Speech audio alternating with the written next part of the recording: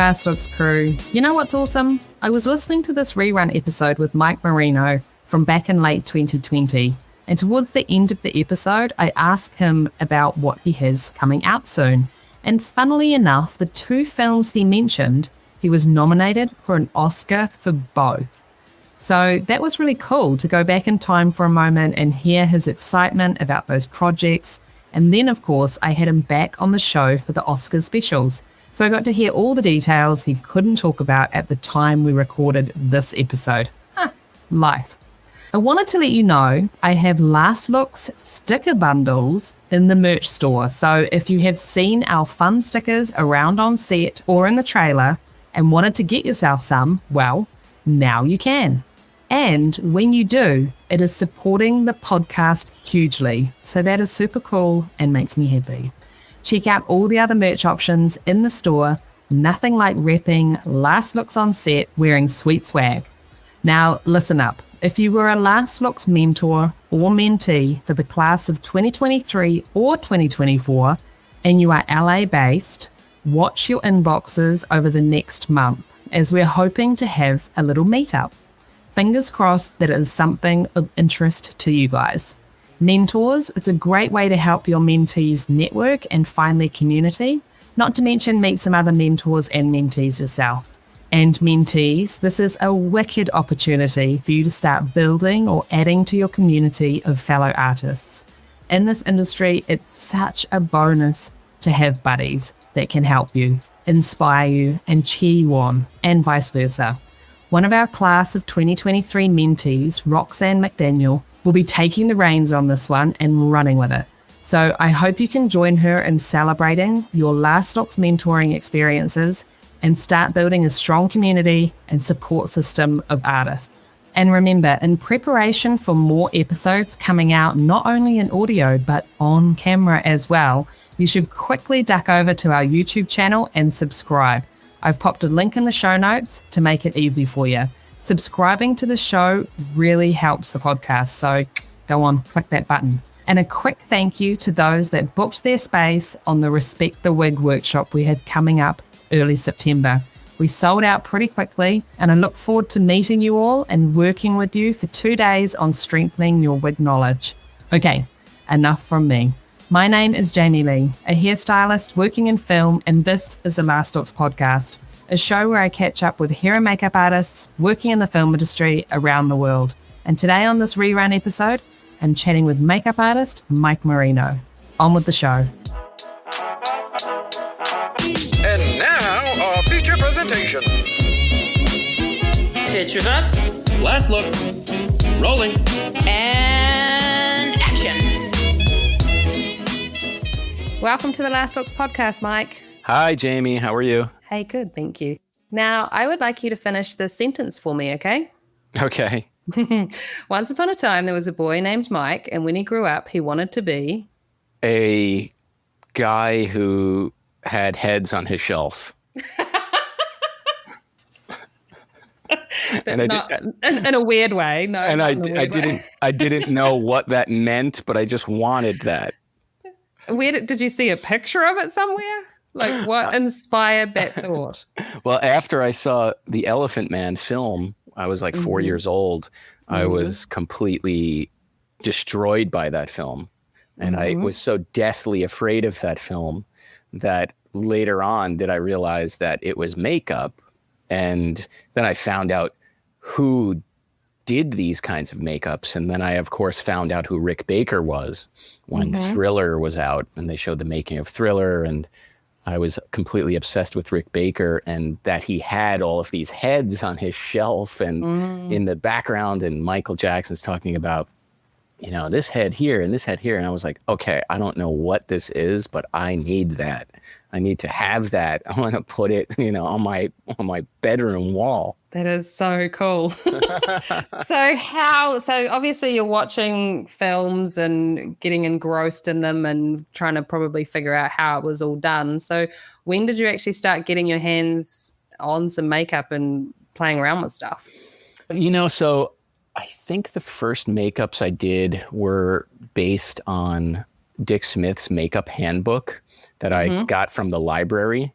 Yeah. because once I was, I found out who Rick Baker was, I found out more about, who his mentor was. And I was like obsessed with, okay, who's Dick Smith? I found out who Dick Smith was. And I happened to stumble upon his book about do-it-yourself makeup. It was a hardcover and it was in the library along with Richard Corson's stage makeup. And I rented those books and I basically never returned them. They were constantly being renewed for years.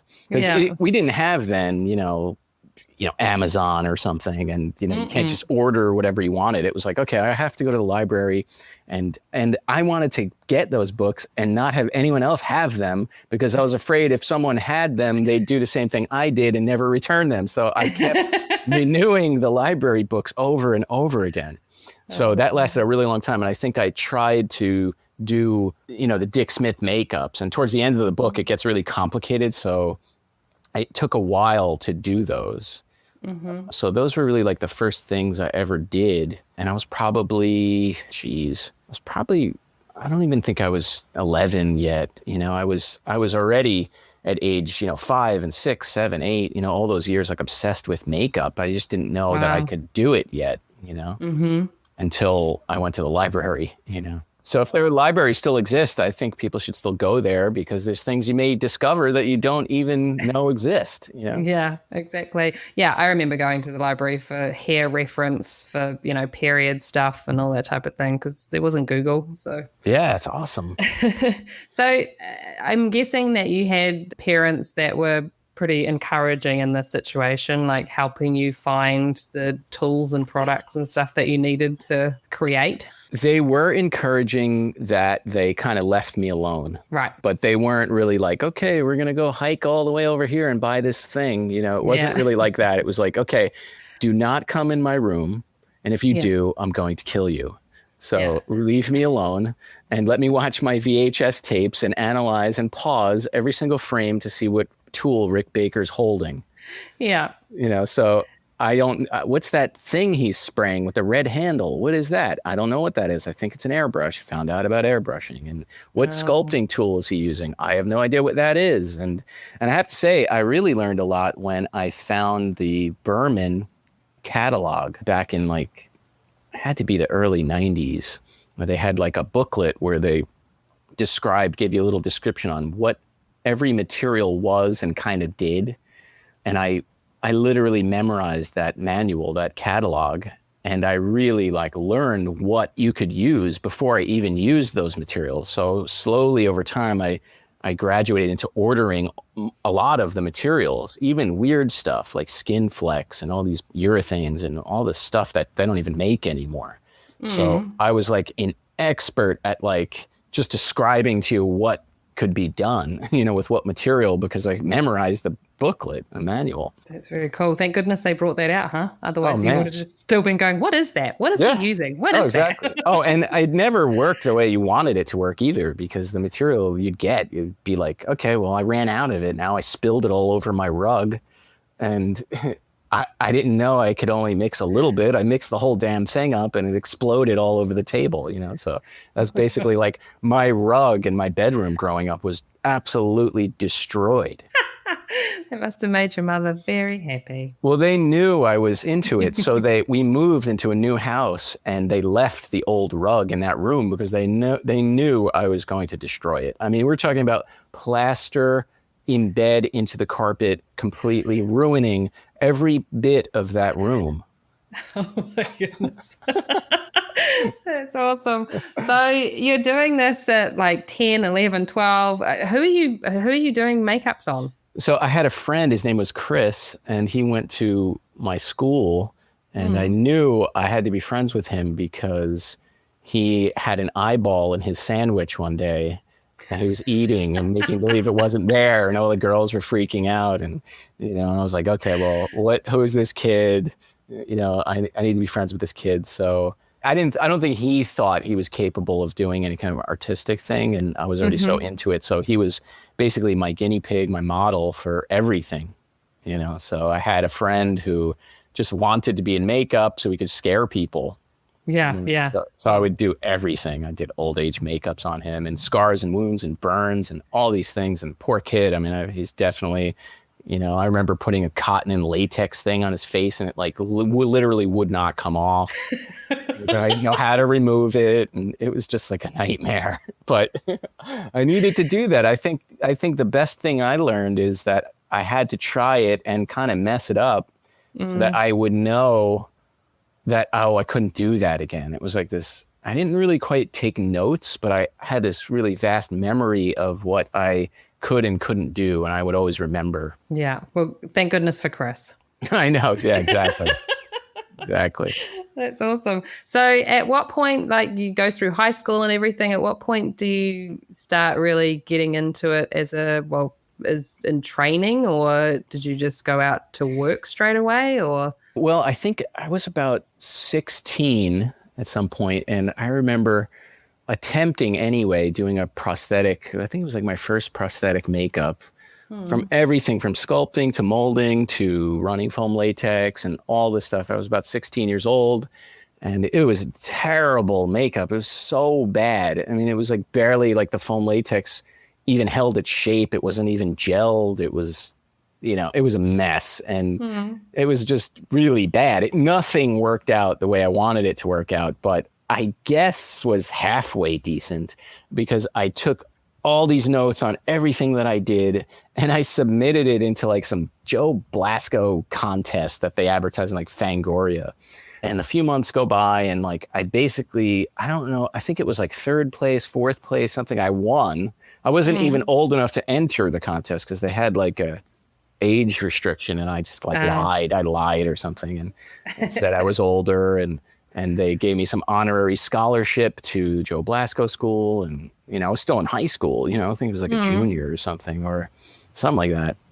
And I didn't go, but I was like, okay, this is a little bit encouraging, so maybe I should keep doing this. Yeah. But, so it was kind of cool that way. And then I was like, I really would love to train with, Dick Smith, like, Rick Baker did, because I was totally obsessed with Rick Baker.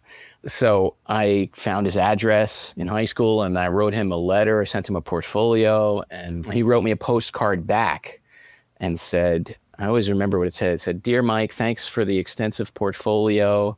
Please give me a call anytime except dinner, 6:30 to 7:30. All the best, Dick." That was the postcard I got. I think I was like a senior in high school or something like that. And I totally freaked out and was like, okay, this shit just got real. Like, oh God, like now I was so excited and, wanted to talk to Dick Smith. I was like, I don't even know what to say. I was like, okay, now I got to be really serious.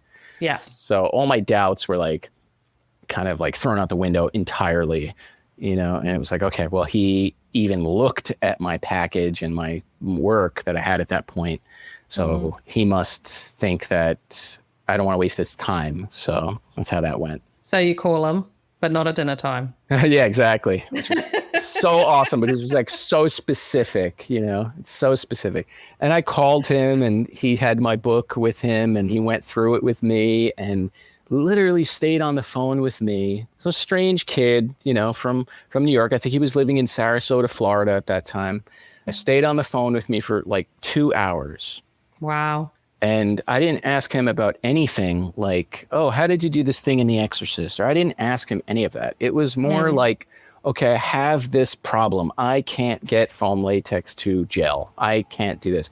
So he would go into the reasons why and how to assess how to do that. Okay, he used an analogy I remember where he was in the army or something, and he said, well, you're firing at practice, and you're launching this thing across the field, and you say, okay, well, that was too far, and then you shoot one again, and it shoots not far enough. So you gauge between the not far enough and the far enough, and where do I need to land in between? That's just like foam latex. I was like, okay, well, that's really cool. So it was like, okay, over gel it and under gel the foam latex, and then you'll find the timing and how to know when to put it in so that you could have time to put it in your molds so it gels on time. So it was like, it was always an analogy with Dick.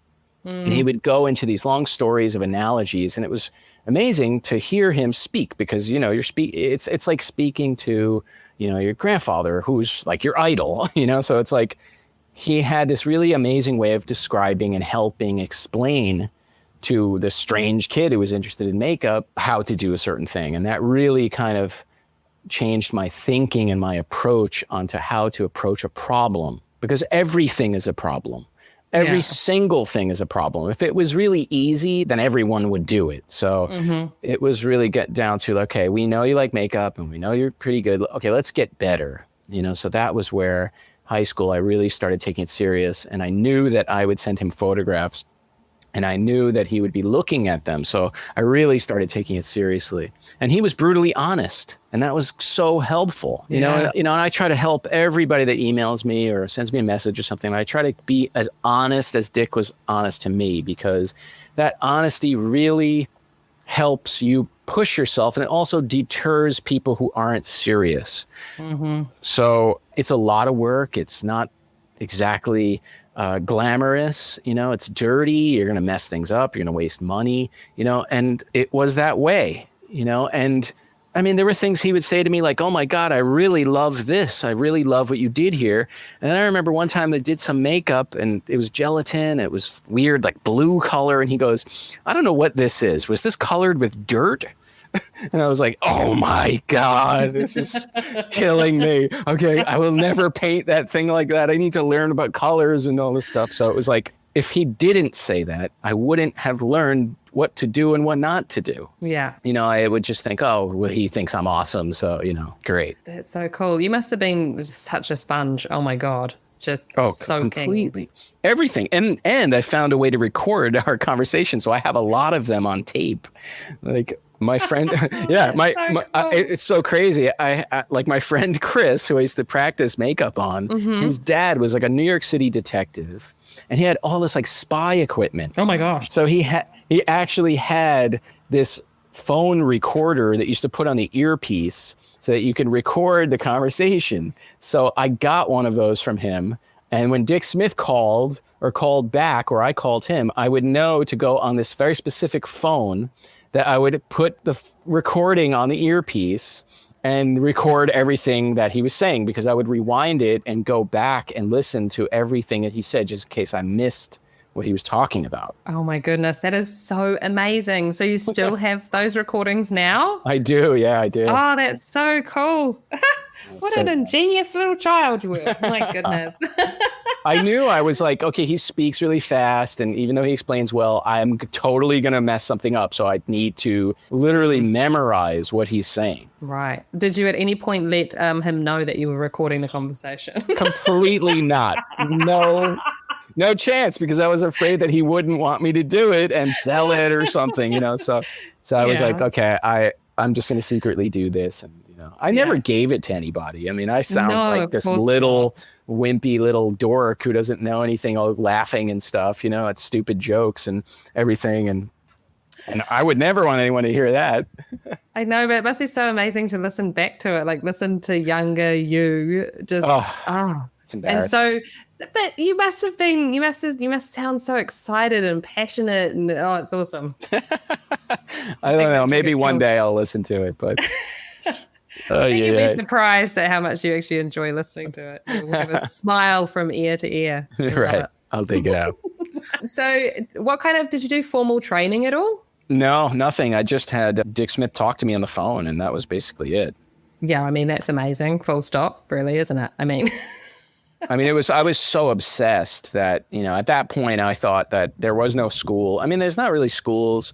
There weren't schools back then really that, were maybe like the schools now. I think the schools now are a lot better and they know a lot of things. But back then in the early 90s, it was, kind of limited. And I already had my laboratory in my bedroom and I had Dick Smith. So it was like, what better could I do? I knew Greg Canham and Rick Baker and Kevin Yeager, all idols of mine, like all trained basically that way, but speaking to Dick and showing him work and all that. And it's like, well, why can't I do that? So I'm going to just do that, and that was really my own formal training. But I did also have the fortune of living like 2 towns over from Maron Makeup, which they, Maron. I mean, they make all this tons of makeup and everything. And I worked there when I was 16. I worked in the back stock area, and like I used to fill up all like the containers of makeup on the machines and all these things, and I did that. Cool. It was my first job ever. 16 years old, and I used to do that, and I was like, okay, well, this is makeup, so I want to be involved somehow. I don't want to work at a car wash, so I'm gonna work at the makeup company, which was cool because the owner, his name was Marty Melick. He was really cool. He let me come in when I could after school and learn there, and at the same time he had like a little display room, and most of it was like clowns and stuff, but he did have appliances that Dick was experimenting with in silicone back in the early 90s. Oh, wow. So I was like totally obsessed with looking at that stuff. He had them in a box. I think Dick was making like made up like some chins and some noses and things, and gave them just so that they could try to find a makeup that could cover the silicone and all these things. It was just sort of an experiment. And I was able to look at all that stuff and feel it, early tests of silicone back in the day. And I knew Dick Smith had a material, a grease paint that he would talk about in the makeup course, which was so strange. It was called Mask Cover. It was like a rubber mask grease paint that was called Mask Cover. But I never could get that to ever work because it was so hard and like so stiff that I couldn't get the makeup to come out of it, So it was like, I don't know, something went wrong, so either I was using really old stuff, but anyway, but I worked there and I loved working there because it was close to like Dick Smith, so. That's very cool. So did you ever get to meet Dick Smith? I did. I only met him though. He lived in Florida, but I only met him at the makeup artist trade show conventions. And that was a really amazing convention, especially back in the day, because everybody that I idolized was there. They'd show up. It would be, like Kevin. I don't know if Kevin ever went, Kevin Yeager, but I love Kevin Yeager stuff and Tales from the Crypt, all that. But Dick Smith would show up. Rick Baker would be there, and I remember meeting Dick there for the very first time, and that was a really cool thing that Michael Key put together. He kind of put together this network of people like coming in, meeting and talking and seeing each other's work and all that. And it was kind of one of a kind thing, especially in the late 90s. I think it was 97 or something was the first one. Yeah. And I went to every one of them every year. So that's when I would kind of see Dick Smith in person other than talking to him on the phone. And that's where I also met Kazu for the first time, because I met Kazu on AOL in some like makeup, like chat room or something. And because I had on my profile, Dick Smith, and I was like, oh, you like Dick Smith and blah, blah, blah. And I became friends with Kazu via the internet for, I think it was like 1996 or 7. He just got to America, and I've been friends with him for like 25 years now. That's so crazy. That's amazing. Yeah, it was crazy. I would meet him too at the trade show. It was like just out of high school, it was really an awesome, exciting time. Absolutely. And it's so amazing that you made these connections, even though back then it was so much more difficult than it is today. Oh, totally. I didn't live in LA. I didn't move there until later on, which I did move there in 2000, end of 2000, I believe. I moved to LA. I worked at Optic Nerve Studios. I worked at where they used to do Buffy the Vampire Slayer and Angel, all those TV shows. And I learned a lot from there. And that was the first time I really got to work with like people I idolized, like Norman Cabrera was there, and all these guys. And I was like, okay, now I cannot fuck up. Like I am working side by side with Norman Cabrera. Holy shit, this is ridiculous. And like I still didn't even know like really how to sculpt. I was still learning. So probably the stuff I sculpted was garbage. Somebody had to fix it or something. But John Vulich owned the company, and it was really awesome that he let me work there. He loved this one mask in particular that I had sculpted. It was like this demonic looking half mask. And he was like, okay, you're hired. Where have you been? And I was like, oh, fuck, awesome. And I started working there. I was like, okay, I don't know what I'm doing. And I think that's so cool. So often, someone gives you that break to just go, I see talent there. Come with me. Let's expand on this. I was so fortunate. Yeah. And you were in the workshop, so you're full-time in there? Yeah, well, I worked at a bunch of different places. I worked at a guy named Vincent Guastini's studio. He did, a few movies here and there, and he's a really funny, wild guy who kind of let the younger guys do a lot of stuff with him, and it was just really fun. I had a lot of fun there, and I would jump around from his studio to Optic Nerve to Screaming Mad George's studio and Rob Bottin's. And I had worked at Rob Bottin's for a few weeks. And it was like basically the last film that Rob ever worked on, from my knowledge. It was a film called Mr. Deeds. Mm-hmm. I called one day and they picked up, which I always would call. I would call everybody. I had Dick Smith's list of studio numbers that he used to give to people that took his correspondence course. But before I had the course, Dick gave me the numbers to everyone's studio, and it had everyone on there, and I had cool. Bart Mixon and Earl Ellis's company and Kevin Yeager's studio and address and K&B, and everybody's numbers were on this piece of paper that I used to hold in plastic and worship. And I would call these studios every once in a while. So even when I moved to LA, I still had that list, and I called Bottin's and someone picked up, and I said, "Hey, you guys, looking for sculptors?" And they said, "Well, how did you know?" And I go, "I didn't know." And they go, "You're lying." And I was like, "No, I'm not lying. I swear, I don't know. I didn't know. I'm just calling." We're like, "Well, yeah, we are looking for someone. Can you come in for an interview?" And I said, "Okay, cool." They said, "What's your name?" And blah, blah, blah. And I guess they did some research. And I think someone from Optic Nerve vouched for me. Someone in the lab said, "Oh yeah, Mike works here at John's, Vulich's. So yeah, he's not bullshitting. So he works there. He's good. He's young, go." So I went for an interview there, and I brought my portfolio of everything that I thought looked halfway decent at that time. And I met with an assistant of Rob's. Name was Chris Heater. And then Rob came in. I showed him my stuff. I said, "Okay, Rob will be here soon." And Rob came. And then Rob Bottin came, and, he's 7 feet tall, basically. He's this huge guy, and he's like, "Hey man, what's up? I'm Rob." And I'm like, "Yeah, I know who you are." And I'm Mike, and blah blah blah. And and I showed him my portfolio, and I actually, in New York, before I moved to LA, I worked at Saturday Night Live. I worked there in 1998, 1999, and the half of 2000. So I had some experience with actors and some makeups and things that we did with Louis Zakarian, who's a really cool guy. He's still over at SNL, NBC. That's very cool. And I showed Rob my book, and he goes, "Oh, SNL, this is cool." It's like, I told him Dick Smith, and he goes, "Oh, I'm a huge Dick Smith fan." And there were a few things in my portfolio. He was like, "Man, that's cool. What is that?" It was like this giant hand I sculpted in a fist, for this movie called Jay and Silent Bob Strike Back that I did at Vincent Guastini's studio. And he's like, "That's really realistic. That's cool, man." He's like, "Okay, well, when can you start?" And I was like, "Whenever you want." He goes, "Can you start right now?" I was like, "Okay, yeah." So I went in for an interview, and then I just stayed there for 12 hours.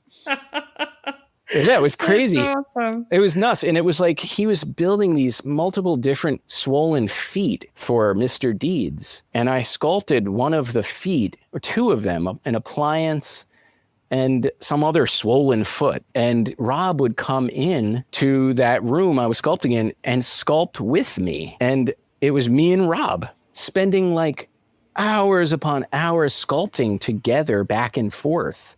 And he would leave. It was his birthday. I remember it was April. He would leave and then come back in. And then he'd come back in and be like, "Okay, hey, this weird life cast I have, it's like this really little guy's hands." And it was like, "Look how the skin is all buckling and it's all weird." He goes, "Let's try that." So I was like, "Okay, so I'll try that." So I would try this weird thing, and then an hour or two go by, and then he'd come back in and be like, "Oh, I liked it better the other way." And then I was like, "Okay," so I changed it back to the other way. And it was continuously being worked on for days, And I think that he was kind of testing me to see how much patience I had before, because I learned from Dick Smith, and I had no experience basically up in working in studios. I was so fresh. So I worked there, and Dick Smith told me, he goes, "Never be wed to anything you sculpted." He goes, "If you work on something for a week or whatever, a really long time, and then you leave the room and you come back and something tells you it doesn't feel quite right. He goes, don't be afraid to destroy it and do it over. Wow. So I was like, okay, well, that's how you do it. I didn't know any other way. So when Rob kind of did that to me, I was like, oh yeah, totally. No offense. I don't care. I'll wreck it. I'll start over. Yeah. And that was continuous. And I think he really liked that because I was really open to receiving that kind of direction. Yeah, just being open to that change, because I mean that's a hard thing for some people to deal with. Totally. They're just like, no, what do you mean? It's perfect. Believe it. Exactly. Completely. And I had that mindset forever. I still have it because I am not afraid to change something even at the last minute. And I still do that to try to make it as good as possible. Even on our tight deadlines we have now, like literally I'm still changing stuff if I have to, like the night before, So, and I learned that from Dick Smith and I learned that from Bottin. And then he never did another show really. And he kind of retired after that. And we talked so much. He would tell me about stories from The Thing and The Howling and all these things. And also about how this company owed him money and he wasn't going to show up with this stuff. And they were kind of messing with him. And he was really kind of getting fed up with, the financial situation of it all because they didn't pay him and they owed him money. And he came in one morning and said, you want to go to Aspen? I was like, fuck yeah, cool. I'll go. He's like, I was like, why? He's like, oh, this foot stuff. I don't want to go. And he goes, they owe me like 30 grand. And if they don't pay me, I ain't showing up with this shit. So I'm like, okay. And he goes, do me a favor, sculpt the end of this foot really thick, like a 1/2 inch thick. And I go, okay, why? He goes, because I don't want them to think that they can shoot it like a makeup. It has to be like a sock.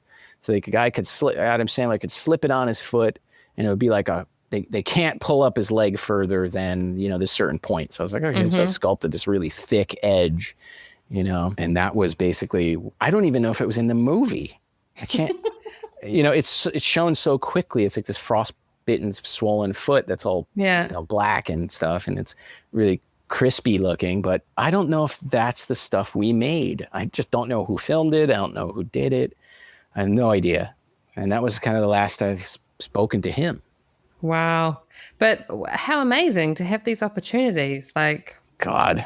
So exciting. And to think now that, you're in a position now that I'm sure plenty of talented artists coming up look at your work and I just say, oh man, I got to get in the room with Mike Marino. This has got to happen.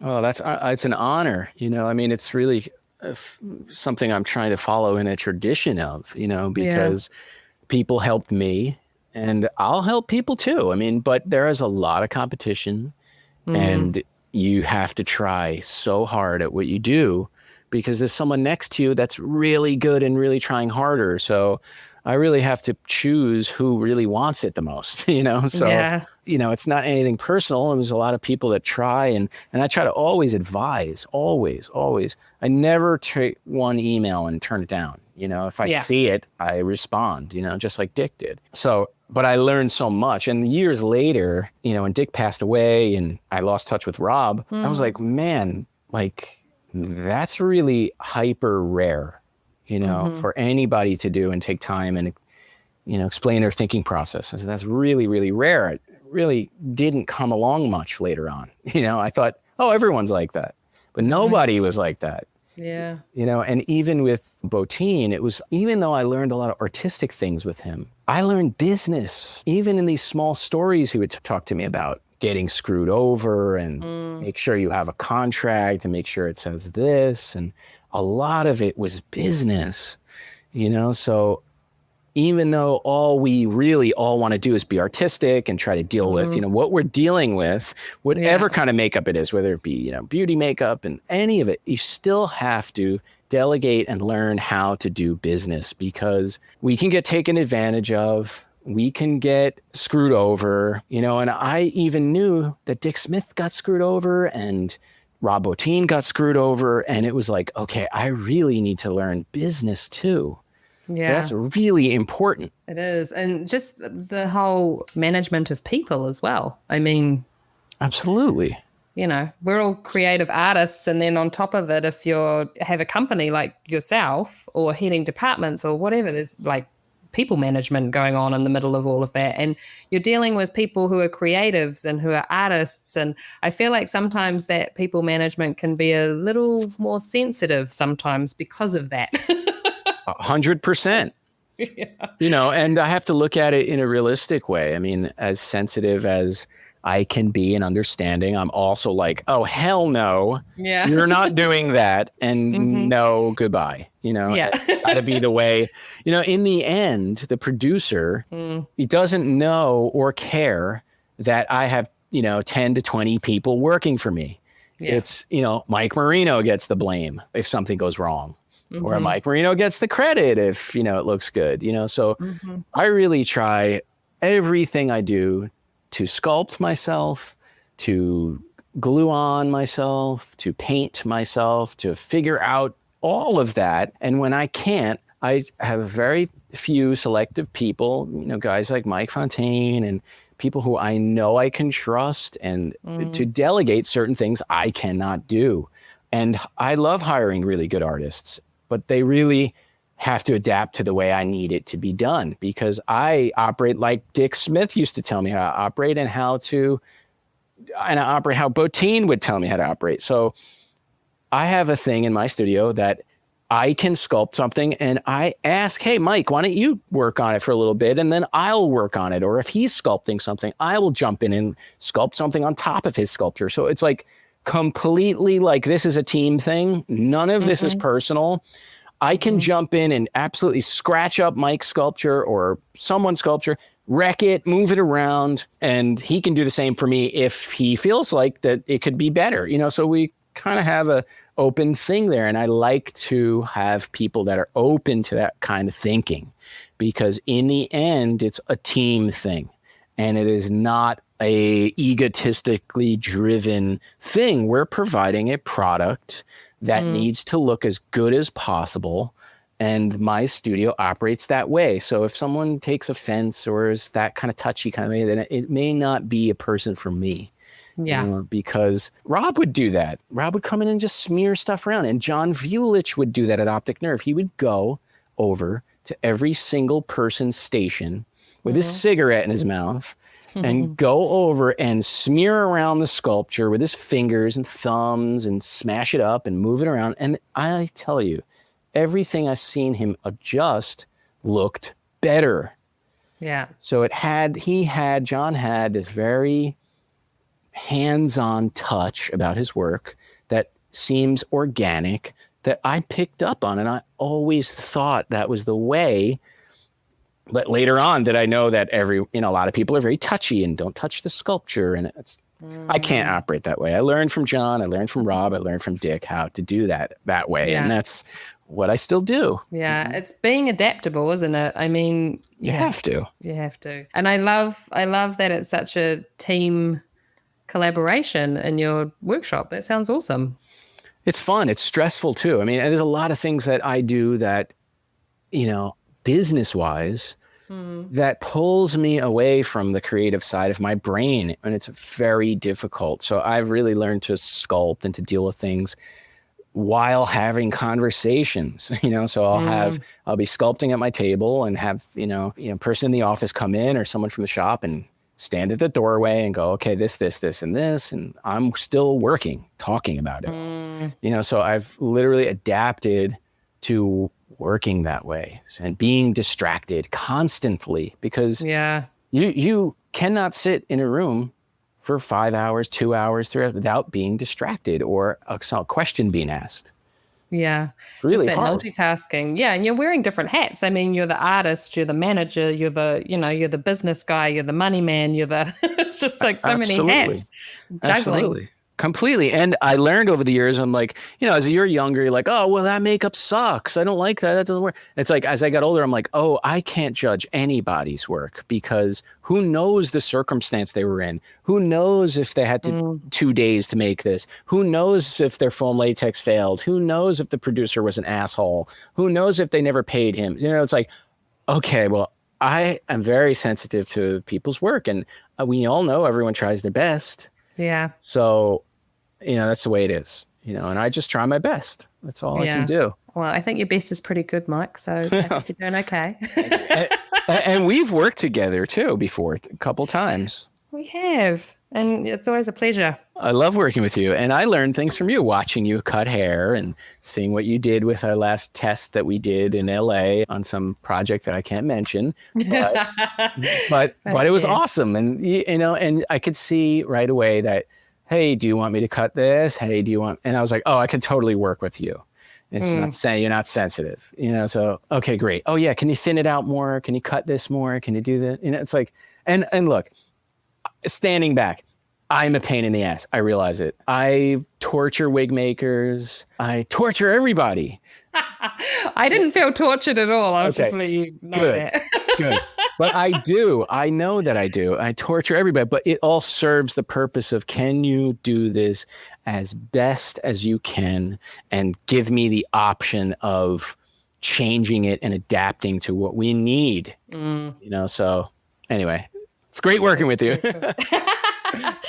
So let's talk about some of the work that you have done over the past few years, because, your resume is pretty incredible and what's been coming out of your studio. So you have a company. Let's talk about how the company started, Prosthetic Renaissance. How did that start? It's a really interesting story. In 1997 or 1998, I got a recommendation from Tony Timpone, the editor of Fangoria magazine at the time, to meet these directors. They were young guys and they were doing a film. This director, he was doing a film, him and his producer, and would I be interested in doing the effects for it?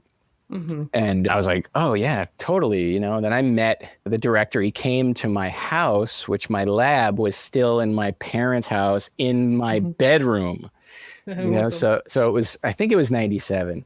And I hadn't like moved into this garage area that my dad had built specifically for me, because yes, he was an awesome guy, but he also built it to get me out of the house because I was fucking up his house. Yeah.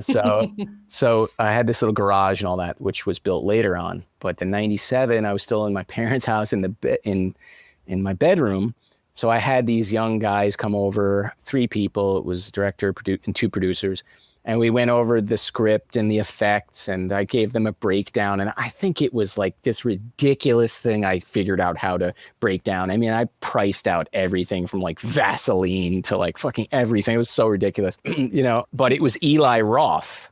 It was the director, Eli Roth. And he was a young guy starting to make movies. He's trying to make this movie called Cabin Fever, and which became kind of like a big success for him and all that. And I think he ultimately went to LA and used somebody from K&B Shop or something. And that was their relationship, because he was from New York and was trying to make the film in New York. Right. And then couldn't, and then moved and did their film like, out west or something. I don't even know. But I didn't do it. I didn't ultimately do it. But I knew that if I did do the job, I was probably going to get some check, and maybe it was 10 grand, maybe it was 20, maybe it was 100 grand. I didn't know what it was, So I was like, okay, well, I can't put it to my name. So I'm just going to create this corporation, this little company. And I called it Prosthetic Renaissance. And it basically was, just in case I got a job, I could have checks written to that company. And that basically company sat dormant for like years until I got like a real job on my own. But I had already set it up with an accountant and all that kind of thing. It was ready to rock and roll. So what was the first job that Prosthetic Renaissance did? The first job I actually completely handled was in 2004 or 3 or 4. It was a film with Willem Dafoe. It was called Anamorph. Okay. And it was a New York director named Henry Miller, and the production designer was Jack DeGovia, and who was the president of the Art Directors Guild. He was also a production designer for Die Hard and all these movies. Yeah. And they had called me somehow. I don't even know how they got my name, but they got my name. I went in for an interview, and I read the script, and there were like these fake bodies in it. And I went to the first meeting. It was with the director, and it was with Jack, because, he was the artistic guy. So he was like, okay, well, let's see who we have here. So I think they were interviewing like makeup people, makeup effects people. And I went in and I brought this fake head that I had made of my friend. And I came in and director, oh, hey, nice, blah, blah, blah. And, it was like, this is a bullshit meeting. We don't care, it's whatever. And then they saw this head that I made. And then they were like, oh, wait a minute, what is this? Like, what the hell is this? And I had done this little like half head that I did all the hair work. I punched all the eyebrows. I painted it. I did everything to it. And Jack DeGovia, the production designer, looked at it and was like, holy shit, this is really realistic. I can't even tell that it's fake. And, I knew he had a good eye. So I left the meeting. Nice to meet you, blah, blah, blah. And I gave them a budget. And supposedly, from what I know later on, is that my budget was higher than everyone else's budget. And Jack had come into the meeting with the producers and he goes, okay, if you want the cheapest person, then hire them. He goes, but if you want the best stuff, I think you should hire this kid. And he goes, that head that he made and he brought in here was not a fake head. He goes, that was art. And he goes, and that is the future of this business, that kid. I was like, holy shit, that was so nice. Yeah. He told me later. And that was what really drove them to hire me to do the job, because of his vouching for me and saying that, oh, this kid's going to do an awesome job for us. And it was just like a passion project for them. They had like a great DP and a great production designer, and it was like a really low budget film, which was a cool movie. It was a little weird, but it was like Seven. It was like a movie that was about a serial killer who like used body parts and things for his art, kind of like made like Francis Bacon type art. Out of body parts, and they shot it all cool and weird. So there was a guy that was like completely dismembered and they like hung from the ceiling, and then the shadow of the body parts cast this other image on a wall, and it was all this weird shit. And I built all this stuff in my new garage that my dad built, and we made these hyper realistic nude bodies, 3 of them, for the film. And it was literally just me, my friend Jerry Constantine, and one other guy that was friends with Jerry. His name was Tim Jarvis. He came out for a very small period of time to help seam the silicone bodies with us. And it was literally 17-hour days, 7 days a week, all through the holidays, everything that me and Jerry killed ourselves to make these bodies for. And that was the first job we did. And it was cool because the bodies still look pretty good. We tried our best. All the culmination of all the years of learning and all that paid off. And that was the first job. And ever since 2004, I don't think I've spent longer than like a month without a job. Yeah, that's very cool. I mean, your resume shows that you've been busy and doing some amazing stuff. I'm really tired, Jamie.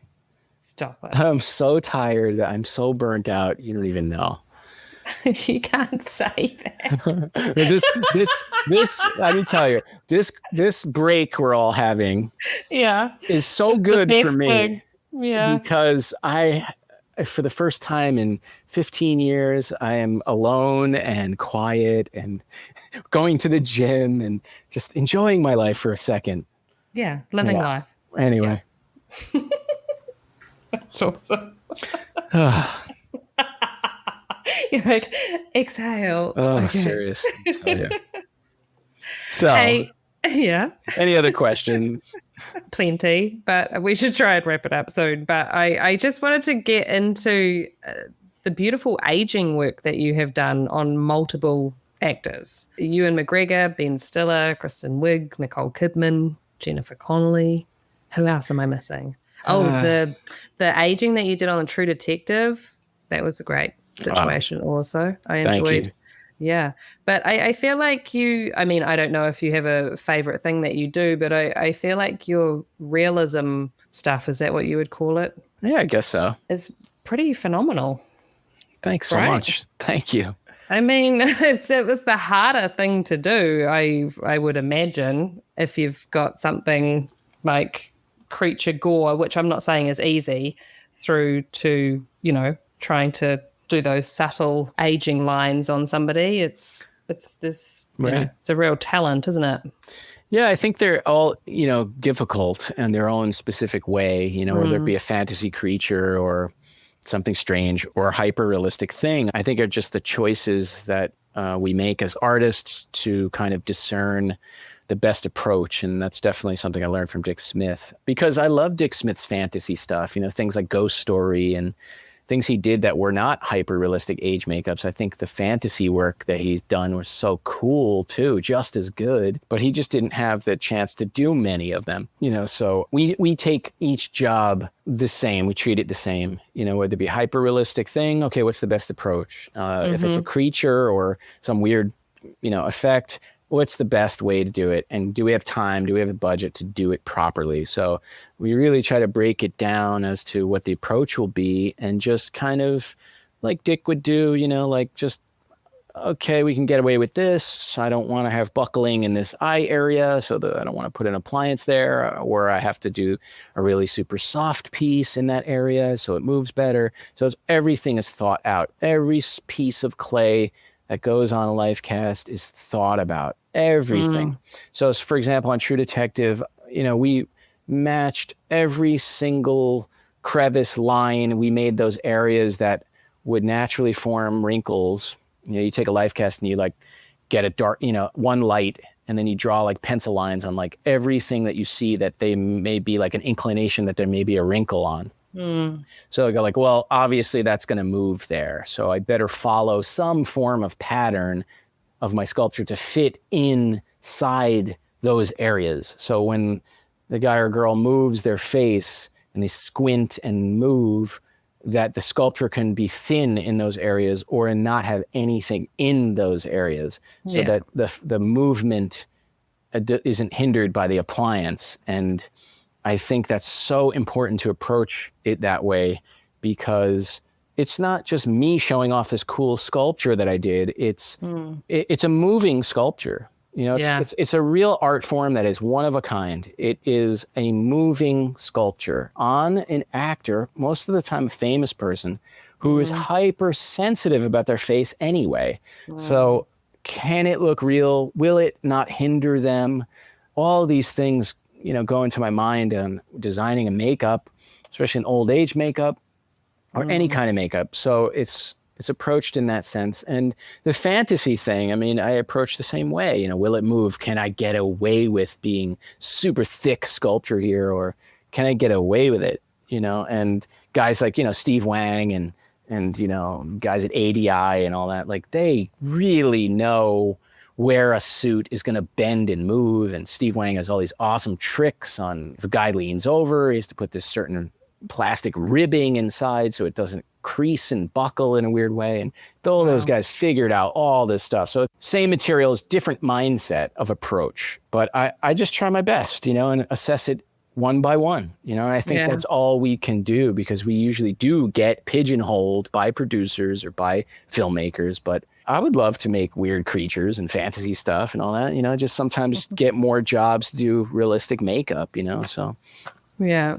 I think what you were saying about when you are, you've done that cast and you are just, you're just enhancing what could already be there as far as aging goes, instead of redesigning the face. Yeah, right. And then there's also that I always leave the window open to, okay, yes, I need to be here and I kind of need to be strict in a sense, but at the same time, how far can I possibly push it in design so that I can get away with more drama? So drama is so important in designing a makeup. How many seconds is this going to be on camera? Can I get away with more? Or is it going to be something that's filmed in close-up for, 40 shooting days? Rob Bottin, he would sculpt a crazy thing that there's no way it's going to move good, but you're only going to see it on film for half a second. So I'm going to sculpt this crazy neck that's exploding and weird, that'll never move properly, but it's designed to be shot in a certain way. Yeah. And how far can you mix aesthetically pleasing crazy stuff within a boundary of realism? Oh, that's very cool. Hey, now something that caught my eye on your website was a makeup that you did on the goldfinch with the scalp shaving with the wound, like the stapled wound right on it. That just looked beautiful. And as a hair hag, I was wondering, I was just like zooming in on it, going where and how, because I know that you put that piece over top of the actress's existing hair, like wrapped it flat on the side. But then is the other half actually her hair? Yeah, it is.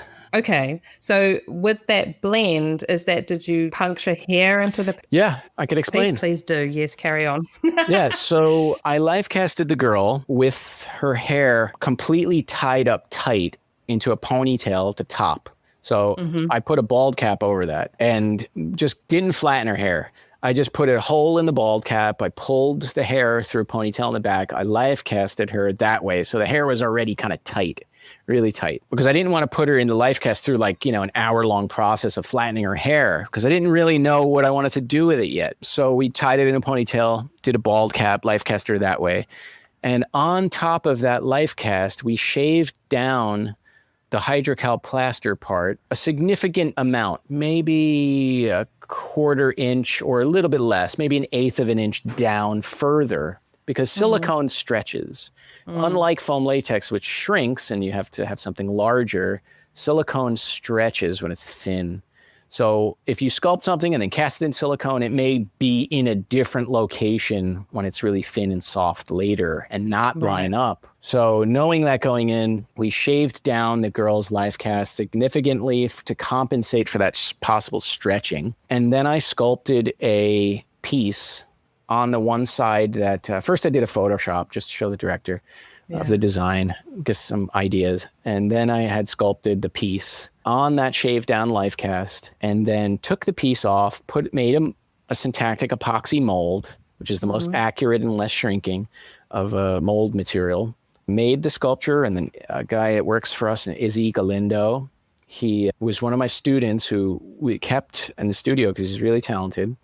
He did these tiny little bumps of texture on my sculpture because, to be honest, the texturing thing, I can't focus on it anymore. I mean, I've done so many times, and there's guys that just are girls that are so good at doing textures that I just don't have the patience anymore. I'm like dealing with a fire being put out somewhere, and it's like, okay, well, you can do this really well, and I'll be supervising it. So you texture it. So I usually have that happen. So Izzy textured that piece with these little bumps, as if the head was shaved. He did this really beautiful job. And then we made a mold, we cast it in silicone. Now I have my piece. I pre-painted quickly because when I life cast, I do a color sample with silicone to make sure, and I photograph it, I make sure that the color is in the realm that I want it to be. So we cast the piece out. I knew it would be a certain color. I knew the opacity needed to be a little bit more because from underneath, if you're covering dark hair of any kind, it's going to show through the silicone. So it can't be too translucent. So you have to play around with it. And in order to do that right, it has to be the right level of opacity. And then what we did was Izzy also had punched in one by one hairs into the silicone piece to a certain point and cut it really short. So I had multiple versions of appliances that were half head pieces that were ready to go. And then on the day, I and Mandy Lyons, hairdresser, great hairdresser, flattened her hair with me along with the actress. We flattened it in a very specific direction, down and up and over, and on a very specific line. She kept shifting the line, the part in the hair where the appliance ended. So when it was flattened, I said, okay, move the gaff-quat hair flattening part over just a quarter of an inch more. So we lined up the piece with her hair so exactly, and the hair was flattened. The hair flattening took about an hour. So once that was done, I knew I could glue that piece right over that. Before that, I sprayed Skin Illustrator over the gaff-quat to blank out as much as I could her dark hair color. Yeah. So I didn't want it shining through. So I did that, and then I put the piece over it, glued it on, blended it, matched paint. And once that was all done, Izzy made a little piece, very small strip of red hair that was maybe 1 inch wide or half an inch, that sat on the edge of that appliance and combed into the rest of her hair. Right. So like a lace piece or a Yeah. silicone piece with hair. Oh, a lace Yep, piece. it was a lace piece that we cut all the lace off of it entirely, and it was like just where it faded, where it needed to go. So that just was an extra bit to tie in the blend. Yeah, it's beautiful. Thank you. It was tricky, and lucky we had a great young actress who was, patient to have us kind of stretch her head around and blow dry it and, flatten it and glue all over it. I'm sure once she saw it, she was like, yep, that was worth it. It was really crazy. She loved it. And it was disturbing. People were really disturbed on set, and it had an emotional impact. So that's what we try to do. We try to help the story along and not really showcase too much of our skills and try to blend in with the story, and have it be as real as it needs to be in the tone of the film, So that's another thing too, is the tone of the film. If the film was like, Terry Gilliam thing, obviously we can go like crazy, but if it's something that's in a setting of the tone of the film is hyper-realistic, then we have to stay within that boundary. So we did it, and it actually is really cool. It looks like this cool punk hairstyle, I was gonna say she looks like the ultimate punk. That's had her head cut open and she stapled it back up and she's back off to the gig to party. Yeah, awesome. Amazing. Love it. Now, tell me, how did you get involved with Martin Scorsese with The Irishman? Oh, The Irishman, that was Nikki Lederman, who was department heading the job. And I've worked with Nikki Lederman on, I think the first job we did was Boardwalk Empire. I had done the pilot with Martin Scorsese. I had done all the effects for that pilot. And I had done the first series of effects for the first season and I think a portion of the second season. And then I ultimately left that show.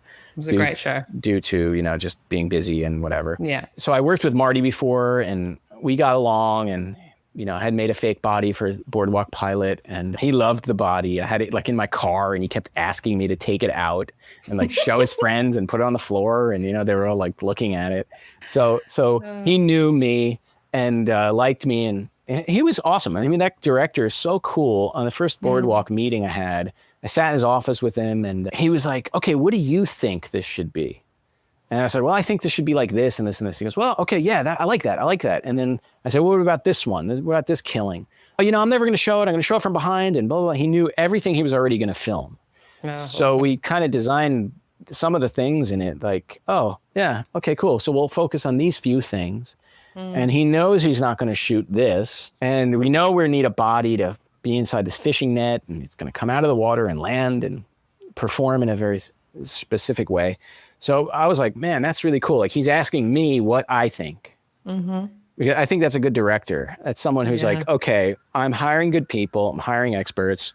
What do they think? Sometimes that doesn't happen, and sometimes that doesn't work, But I think that he's hired some really great people over the years, and I thought that was really cool. But Nikki Lederman was doing The Irishman, and there are a few makeups that they could handle and they could do themselves. And I was only really responsible for one makeup in that film, which was a guy named Fat Turney Salerno, which an actor, Dominic Lombardozzi, had played.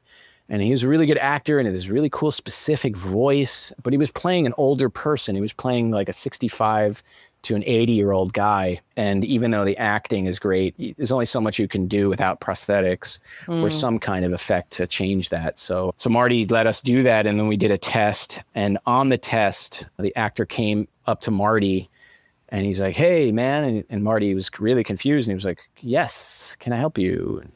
And he said, no, it's me, Dominic. And he's like, Dominic, holy shit. He goes, holy shit. He goes, that's great. Okay, perfect. And then we made no changes. So that's how that worked. That's amazing. Yeah, I was so lucky. And then we did this really crazy, elaborate makeup in the film, and they filmed it, pretty good amount. And it was fun. It was fun to work on that film. It's a great film. The production design is amazing, and it was great. That's pretty cool. Hey, now with that film being, notable in its use for the digital de-aging stuff, and then I guess for years, makeup effects artists have kind of had that fear of being replaced by CGI. I'm sure people have moved away from that fear now as we kind of find our practical footing in a digital era. But when have you done a project where you know that your work will have digital adjustments done to it afterwards? Does that affect the way you design the prosthetic or the makeup? Yeah, well, I make-believe digital effects don't exist. Yeah. So if Rick Baker can do a makeup amazing back in the day, or if Rob Bottin or Stan Winston or Kevin Yeager could do like a killer realistic makeup back in the day before digital effects, then why can't I? So I always, even though our cameras are crazier and all that kind of thing, it just drives you even more to try not to mess it up and to plan more. So I make believe they don't exist. So that's the approach I always go with, because I know it. I've done makeups where you can't tell where the edge is or you can't see it. So why would I need to rely on a VFX company to fix that? So if it needs to be fixed, I'm all for it. But that's in a circumstance not due to negligence. So, and not due to design. That may be something like an actor totally fucked it up, or the paint totally came off of it, or it ripped, or someone wasn't careful with it, or the mouth was torn because they left the guy in the makeup trailer for 20 hours before they filmed him, which happens all the time. Yeah. And then we're like, we've got 2 minutes to get this. And you're like, I'm sorry, what now? Yeah, exactly. A guy or girl, they're sitting in a makeup trailer. You do a makeup early in the morning. They're sitting there for 10 hours.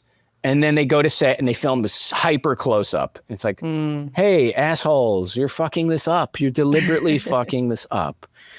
So, but they don't care. They don't care, and most of the time don't listen. So thank God there's digital things when you need it, but you can't go in designing something quickly or haphazardly knowing that, it's just going to get fixed digitally later. I think that's a fail in design, and we are better than that. We should not rely on that. So absolutely, we should be saved by that because that's a tool to help the illusion.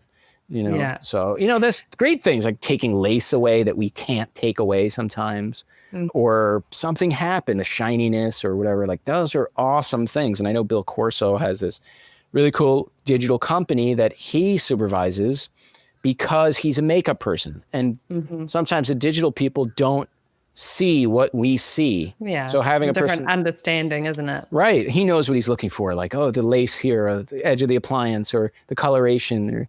So that's awesome. If Bill is on your movie doing digital fixes, you know that 99.9% of the time it's going to look like, make your work look even better, So yeah. Is that something you've ever been involved in post-production? Not really. I mean, I would love to, maybe in the future, but I haven't had too much need for it, to be honest. Yeah. Even though I would love to edit the movie, but I've, seriously, like look at all the makeup scenes. I always ask and I always say, please, can I see the footage before you put it to print? Because I have the eye to see where my errors may be, and maybe someone else doesn't. But once you wrap, sometimes you just disappear and they don't care. And there's a deal with some visual effects company that they have already in place that they don't care and they don't show you anything later. So it's just moved on. Really difficult. And I feel like that's an issue that we all need to be involved with a little bit more. Like, how can we make our work look as good as possible and to help production instead of hinder it? Keep that communication open right through. Yeah, exactly. Absolutely. So I'm just wondering, like, have you done a makeup that, when I was saying before about being adjusted afterwards, I guess it's kind of like those makeups that are a mash of both. So you do the practical, but then from the get-go that the design and post is to add something visually, like effects-wise, afterwards. Have you had an experience with that? Totally. Yeah, just did a few times in the past, but the most recent one was a TV series with Mark Ruffalo. It just came out. It's called I Know This Much Is True. It's a very intense, kind of depressing, strange series. With Derek. With Derek. Yeah. And you know Derek. You worked with Derek with me in New Zealand, which was a really cool thing for me, even though you're probably bored of New Zealand, but I love New Zealand. But we did all the effects for Derek's series that he directed, all of them. It was very difficult filming upstate New York in the middle of nowhere, and some, nameless actors were extremely difficult, and some were really amazing. Obviously, Mark is amazing, and it was great. But I had designed one thing where he supposedly cuts his hand off in the film, and I suggested to them, hey, why don't we do this? Go through the script. I said, why don't we do this? I hate when you see an amputated thing and it looks like a guy is holding this glove over his fist. It's been done in the past over the years. And his arm looks weirdly long. Yeah, really long. And it's rarely done. It's rarely done these days, but it happens, especially for TV. So I said, let me design this thing where we can life cast Mark's arm bent, and then I can sculpt this stump on the end of it to look like it's really amputated, and then we can erase the bottom of his hand off entirely via, digital help. Okay. So that was designed that way, knowing going in that they were going to erase his own hand. So how they do that, they would film a clean plate or something and then film that over and over again. And back in the day, it used to be on a motion control camera where you used to have to have the camera locked and on a computer and then film each single take the same camera motion so that you can film a blank one and then film the one with the actor, and then you have the exact information for where you need to erase. But now with tracking software, they can just film it, similar, and then they could find the place in the background that they need to erase for those frames. So it's a really cool technology. But we did that for him, and we erased his hand. And that was a collaboration going in. And I had also done some euthanizing makeups for not killing people, but making people younger to make them look more youthful. So I had made some appliances for some older actors to completely wipe out any hanging skin or folds, some eye areas, some cheeks, things like that. I filled in a lot of areas to take away the wrinkles and make them look younger. And then later on, digitally, they enhanced that even more. Oh, wow. And Derek loves to photograph what he's doing. So he doesn't like having a completely digital entity there because he can't see it and he can't feel it and all of that. And he's a very emotional filmmaker that way. Yeah. We did that, and the visual effects guy just kind of swiped up a couple other areas, and then they used it, and it was minimal digital work. And that visual effects supervisor preferred it that way because on top of a million other things he was doing, composite shots and all these other things, it was more helpful to them to erase and to clean up and move around than it was to just be entirely digital. Yeah. So it's a combination. It's really a combination of departments. It's like a band. I mean, I look at a film as like a rock band or something. You have a guitar player and a bass player and a singer and a drummer and whatever other instrument, and everybody has to work together to create that song. But when there's a big divide between the bass player and the guitar player or the singer or whatever, it's like they quit and it gets all fucked up and the music sucks, Yeah. So and that's what happens with films. It's like, the visual effects people don't want to talk to us, or they don't want to be a part of it. They want to do it and they want to do this. And it's like, that never works. Yeah. So I'm all for communicating. Yeah, me too. Yeah. Absolutely. I just wanted to speak about getting Heidi Klum ready for Halloween each year as well. How did this all come about? Because it's pretty amazing. It's so much work. It's so crazy. She's great. I love Heidi. She has wild ideas for her Halloween costumes, and we usually spend so much time and money making them that after Halloween, we collapse, all of us, literally collapse.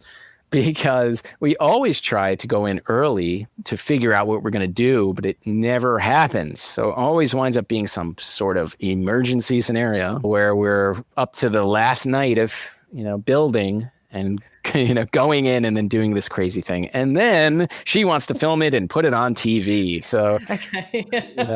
We don't need to talk about it at all. No, it's cool. It's cool. Sounds like a nightmare. Oh, no, my God. Jamie, you don't even know. I mean, this year she wanted to film it live, the whole process, not only inside a New York City storefront, but also air it live. And when you don't sleep for 4 days, you don't really look that hot. So, or feel great, so. Oh my goodness. But I love Heidi, and I only had that job because Bill Corso was doing that job before. And since the party was in New York and she was living in New York at a certain period of time, Bill was like, I am so busy doing this stuff. Why don't you just hire Mike? So Bill passed that job to us, which was really nice. And we've been doing it pretty much every year. And it's fun. It really is fun. I mean, we duplicated Rick Baker's Thriller werewolf makeup. And that was really an honor because that was like what got me into the industry in the first place. And Rick Baker is a genius and like the best makeup artist ever. And like even to duplicate that makeup is like impossible. And it was just so hard to do. And I had to remember I told Rick, I said, hey man, like we're doing this Michael Jackson Thriller on Heidi Klum and, don't kill me, So I hope don't rip it Don't apart. kill me. Don't judge me. Don't judge me. So it's hard. She doesn't have the same face as Michael and blah, blah, blah. And then he was really awesome and he helped recommend like what to do. I sent him photos of me and, Mike Fontaine who worked on it. I had sculpted the hands and the face with Mike and we sent pictures to Rick and Rick was like, yeah, it looks really good, guys. Like it looks awesome. But I think the ears, maybe you can move them down a little. And we were like, okay, all right, thanks, man. And we looked at it and we're like, I don't know if he's right. Is he right? Let's look at his photos. So then we move the ears. And we're like, oh, he's fucking right. We're idiots. Of course, Rick knows. Fuck. Yeah. So we moved the ears and that was like really cool and helpful of him to do that. And we not only did the werewolf makeup on Heidi that year, we also duplicated all like as close as we could anyway with masks, not makeup, masks for all the zombies too. We tried to do some of the key like hero zombies as masks. There's like a big blue bald Tor Johnson guy. We did that, and we did this skeleton guy that Tom Hester designed and made at Rick's at the time, and we duplicated that, and Mike sculpted that. And it was like we did all these. We tried to even make the zombies look like Rick's work. So. That's very cool. That was fun. Hard work, but fun. Yeah, that's usually how it is, And I think so. And that's how movies are, Younger people want to do this kind of thing. It's like you can do awesome stuff and you can work really hard and kick ass and all that, but it's so draining. It's so much hard work. And a lot of the time, even if your budget is good, it gets eaten away, So make sure you don't bid too low, because it just dissolves. The money dissolves. And you could see in the past of any makeup effects company, like some studios benefited greatly and some studios went bankrupt. And, so it's really important to know what to bid and why. And if they can't pay for it, a lot of the time you can't do it. Yeah, it's okay to walk away. It's okay to walk away. Someone else maybe, unfortunately, gets to do it and maybe they have a better solution than I do or something, or a better approach that could save money, but that's just not what I want to do. Yeah. And you got to love it, man. You got to love this job, because if you don't, it'll be torture. Yeah, exactly. Yeah, you have to love it. I mean, I still love everything Rick Baker ever did. I still love everything Bottin did, and Kevin Yeager and Greg Kahneman. I mean, it's like I still look at that work that they struggled and made all these years, and I love it. I can't get enough of it. I still love all of it. It's still inspired by it. That's very cool. Great. And all those people a lot of the people that were working then are still working now, which is even better for me because I'm a total geek, and it's like, oh my God, Norman Cabrera, awesome. I used to love his stuff. And, Bill Corso, crap. I used to put pictures of his stuff on my wall as a kid. Yeah. And like all this stuff. And, oh my God, Sylvia Nava is making the wig and she did everything for Rick Baker. And it's just like, I'm living a fantasy, my childhood fantasy of still working with, those artists who are still in the industry. And I have so much respect for all of them because I know how hard it's been all these years to do that. Yeah, that's amazing. So what have you got coming out that we can look forward to seeing? What have you been working on? Well, probably the best job I ever had in my life was Coming to America 2. Woohoo! Yeah, it was really awesome. I mean, another Rick Baker, genius movie, genius design. I can't take any credit for really designing any of those makeups other than a few new characters we did, which are not in the original film. But Rick was retired and, doesn't have a studio anymore. And the job fortunately came our way. And we really tried our best to analyze everything in the film, from every wrinkle, every line, everything. And, Eddie Murphy's still playing all the characters and Arsenio is too. And that was awesome. I was so psyched to do that job, because Yeah, that was I like bet. my favorite movie, because that movie's like so funny. I love John Landis, and it's like total Rick Baker, and it has a combination of like a Dick Smith makeup that like Rick Baker did, so it's like shit, like this is so cool. It's like total fantasy. Has the best of every world for me, and working with Eddie Murphy, which was really Stop it. crazy, but so the idea was going in with those approaches of the makeups was like, okay, can we analyze every wrinkle and everything that Rick had done already and take into the account that Eddie is physically older and heavier, and he doesn't look like that 25-year-old kid anymore.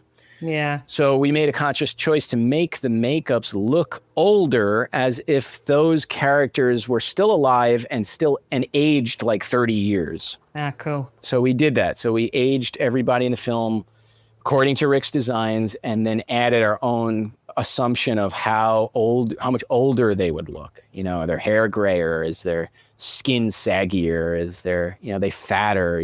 All that. Are they more bald? All that stuff. So I think it's going to be really fun and exciting, and I hope people like it. Oh, I'm looking forward to it. It was really fun, and we did some really awesome new characters that I'm really proud of, and I think it's just a cool script, and it's going to be a cool movie. That's awesome. It sounds like you're a kid in a candy store. Love it. Oh, that was the best. That was the best. And then we're working on Batman now, and we're doing some makeups for that. I won't say what they are, but if you really care, you can do some research and find out what's going on. But we're doing some really cool original character makeups in the film, and they're so exciting to do, and it's a great, exciting project to work on. And the director's awesome. His name is Matt Reeves. He did all the Planet of the Apes films, the new ones. And he's really cool. He's a fan of effects. He's a big fan of effects. So that's nice. It's been good. Yay. I just want to know, what one tool or product would you not want to work without? What product?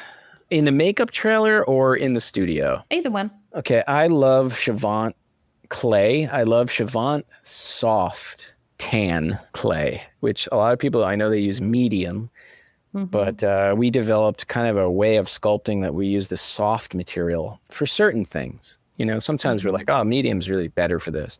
But the soft clay has a really great quality to it. It has a tendency to kind of move around and shift things really easily. And I like to use my hands a lot when I'm sculpting a makeup, and as little tools as possible. So that's something I wouldn't want to work without if I had to choose. And probably in the makeup trailer, I love to airbrush makeups. I rarely kind of hand brush and do that stuff, which I also do, but maybe after I've already airbrushed the bulk of the makeup. So I wouldn't want to be without an Iwata. So I use an Iwata HPC or an Iwata Micron, mostly the HPC, and then I kind of break it in a way. I don't use it traditionally. I break it in a way where I kind of rip the tips off of it, and I expose the needle, and then I pull the needle back a certain length, and then my paint is thinned a certain way, and then I spatter and do all these things with like this kind of MacGyvered, broken down airbrush. So you take that away from you, and you're like, Yeah, then I would suck. It wouldn't be good. I can only rely on the tools I have, so what I've learned on. That's awesome. So. But, look, a lot of it is intuitive. Yeah. So it's about adapting. And that's one thing I learned from Rick Baker. And that's one thing I learned from Dick Smith was like, if their plan A fails, there's plan B. If plan B fails, there's plan C. If plan C fails, there's plan D. On and on and on. Just keep going. Yeah, there's no way to not do it. There's always a way to do it somehow. You got to make it work. So that's a good thing. So if I didn't have those tools, I'd probably find a way to do it, but I like having them. Exactly. Those comforts. Yeah, exactly. And who is the one person you'd like to hear on the podcast? Oh man, that's everybody. No, terrible question. Jeez, so many people. All right, I'm going to be geek and go into the effects world, and I would love, I don't know if it would ever be possible, I would love if Rob Bottin did an interview with you. Dude, you're like the second person to say that, and I'm like, is this like the biggest challenge of my life, is to try? You should. I wish.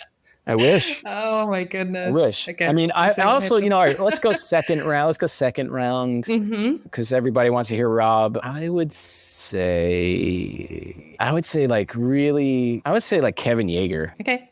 I would love to hear Kevin Yeager do a long interview where you pick his brain and pry it open and really ask him questions that he's never been asked. Like, okay, like tell me about designing a Crypt Keeper and Freddy and, all Child's Play, the original one, all that stuff. Oh, I would my love to goodness. just know some things, Yeah, absolutely. Well, you're giving me some homework, Mike. Thank you Do very it. much. Hey, thanks, Mike. It's been awesome chatting with you. So good to talk to you, and hopefully we can work together again soon. Absolutely. Awesome. All right, Jamie, I'll talk to you soon. And now, a word from our sponsor. Are you tired of having sore shoulders, neck, and a bad back? Are you fed up with clutching actor bags under your armpits whilst doing your last looks on set? And what about those frustrating moments rummaging through an overfilled shoulder bag? Sound familiar? We have the comfortable, practical, and slick solution for you. Linear Standby Belts manufactures customizable tool belts designed by hair and makeup artist Georgia Lockhart Adams. It consists of a high-quality padded belt and 12 interchangeable accessories and pouches, which will hold all of your on-set needs. With a handy Velcro top on all pouches, you can swap out and change bags quickly, even hand over actor bags to your colleagues if you step away from set. Come along and join the LSB revolution. Why wait? Order your customizable tool belt today. Get 15% off when you visit linearbelts.com/lastlooks. You can find that link in our show notes. Okay, Last Looks crew, thanks for listening. And remember, if you love it, share it. A quick scroll down and you'll find our show notes. Or maybe you'd like to give your support and leave a 5-star review. Go on, I know you want to. Search the Last Looks podcast on Instagram, Facebook, or TikTok, whichever one tickles your fancy. And a massive shout out to the husband, Brett Stanley. Without his patience and tech support, this whole podcast situation simply does not happen. And cheers to Liliana Rose for her fabulous voice acting talents. Okay, Last Looks crew, that's a wrap for me. I don't need to be told twice to get out of here, so bye. I'll catch you on the flip side. That's a wrap, people!